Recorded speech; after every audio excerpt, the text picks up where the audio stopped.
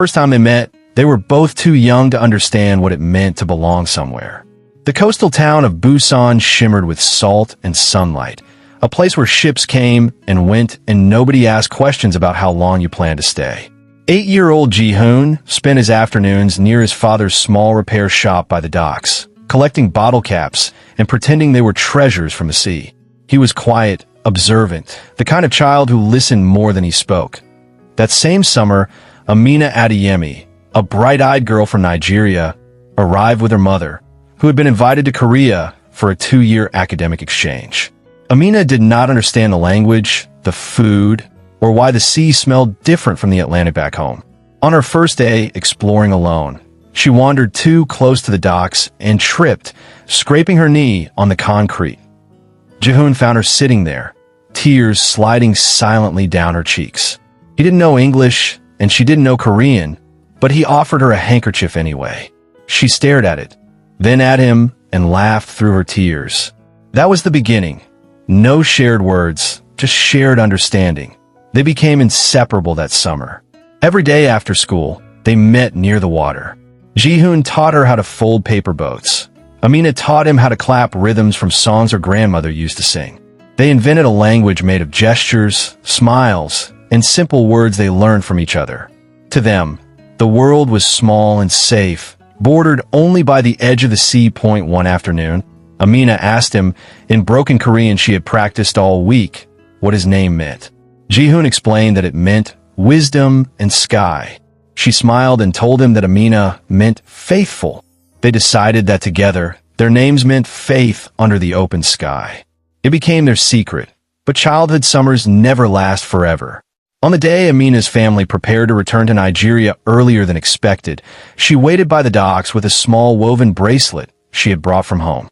Ji-hoon arrived late, breathless, only to see her already in tears.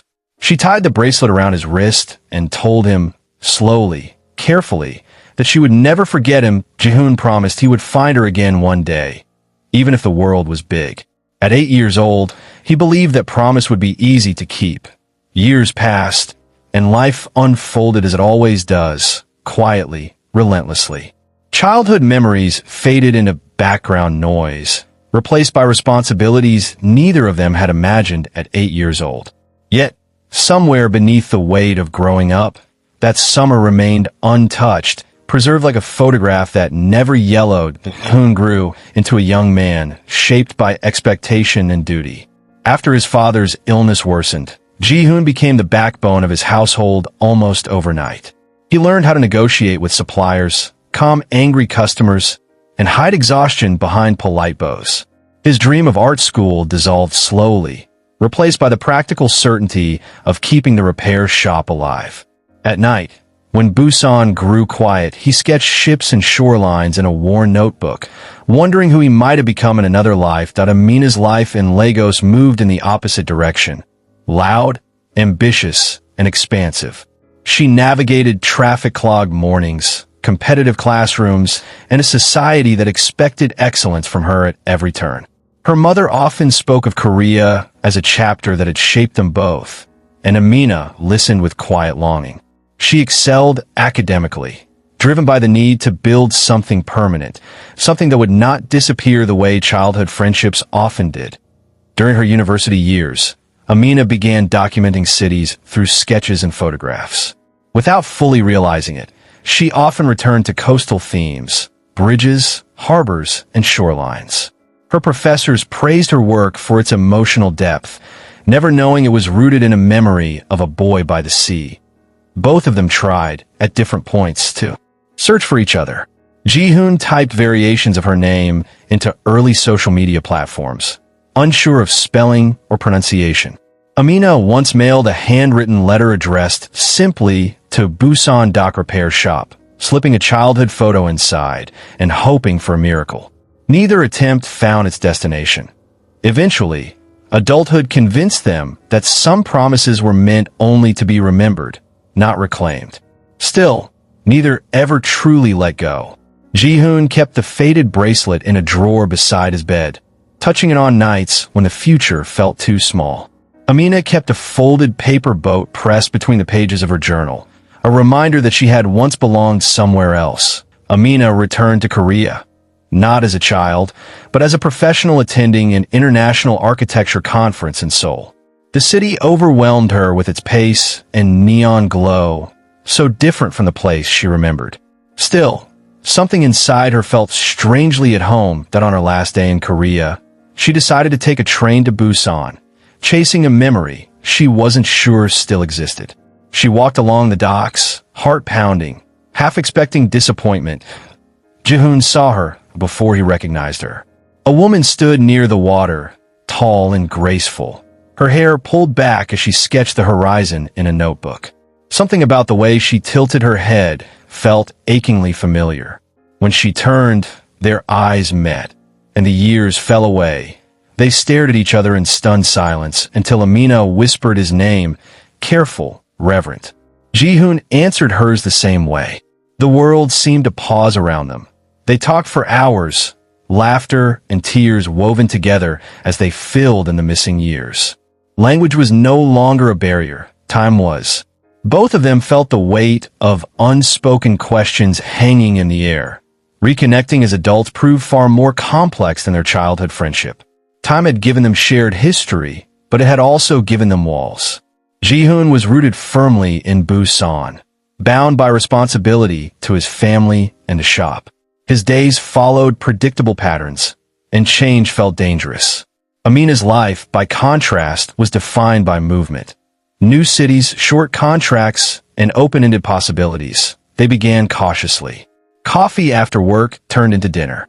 Dinners turned into long walks along the shoreline, where the city lights shimmered across the water. They spoke about everything and nothing. Music, food, childhood embarrassments. Careful to avoid the deeper questions hovering just beneath the surface, Ji-hoon struggled to articulate emotions he had spent years suppressing.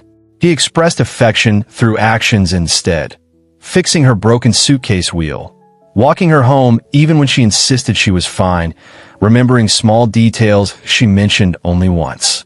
Amina noticed all of it, even when she wished he would simply say what he felt. Amina, meanwhile, battled her own fears. She had rebuilt her life once after leaving Korea. The thought of doing it again terrified her. She wondered if falling in love here would trap her in another temporary chapter. Slowly, they learned each other again, not as children chasing waves, but as adults carrying histories, regrets, and quiet hopes. Reconnecting was not as simple as their childhood friendship. Ji-hoon was rooted in Busan, bound by duty and routine.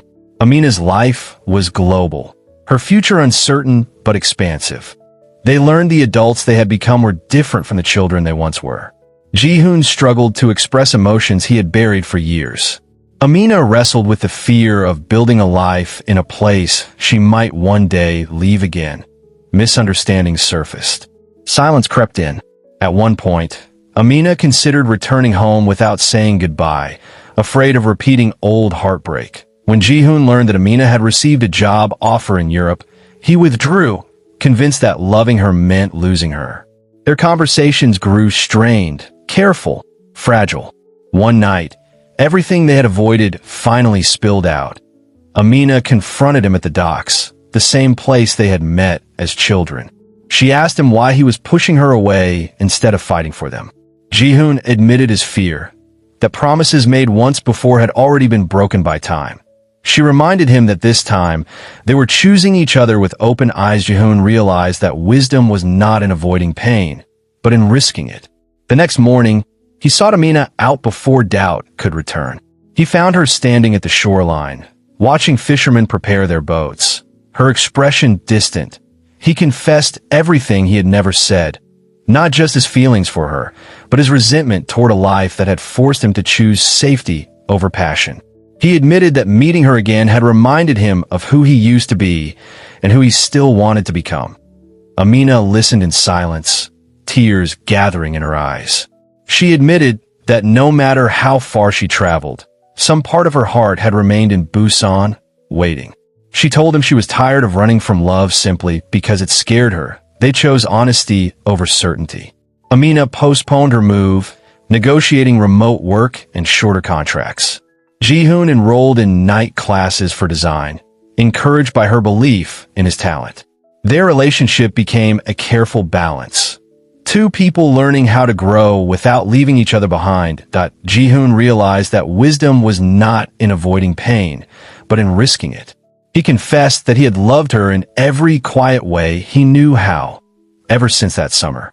Amina admitted that no matter how far she traveled, some part of her had always remained on this shore. They did not promise forever. Instead, they promised honesty, effort, and courage. They stood together by the sea at sunrise.